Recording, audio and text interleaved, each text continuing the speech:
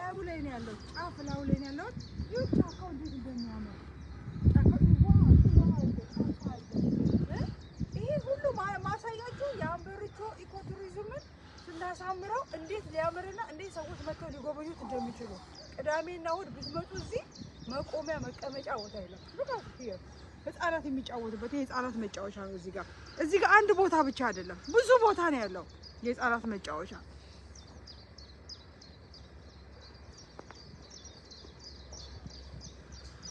ቅድም ያሳየኋችሁ እዛ ጋር የድልድይ የእንጨት ድልድይ በሰዎች በእጃቸው ላይ ባለ ነገር የተሰራ ነው።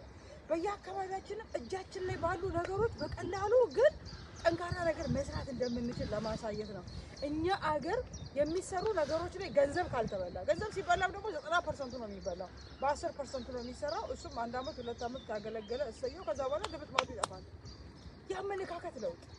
የአመለካከት ለውጥ ከሌለ በእውነት የወደፊት ፊውቸር ለልጅ ልጆቻችን ይሄ አሁን የዛሬ ስንት አመት እንደተሰሩ 20 አመት 30 አመት ከ50 አመት በላይም ሊሆን ይችላል የተሰሩ እነዚህ ነገሮች ግን ስቲል እያገለገሉ ነው። ለኛም ሁሉ ከሌሎች ሀገር የመጣ ነው ሰዎች እኛም ሀገር ባለን ነገር መስራት እንደምንችል ይሄ ጫካው እግዚአብሔር በዚህ ጋር ብትሄዱ አጨርሱትም። ጫካው በዚህ ጋር ያለው ጫካ እና ይሄ በብዙ ከተሞች መሃል ነው። ብዙ ከተሞችን በሚያዋስን ጫካ ውስጥ ነውና ያለ ነው። ይሁት እንዴት እንደሚያምር አሁን በዚህ ሀገር ሰመር ሲመጣ እንዴት ግሪን ሆኖ እንዴት እንደሚያምር አሁን ወርጄ እዛ ጋር ያሉትን ልጆች መጫወቻ አሳያችኋለሁ በፓርት በሚቀጥለው ፓርት። አሁን ስላያችሁኝና ስላዳመጣችሁኝ አመሰግናለሁ።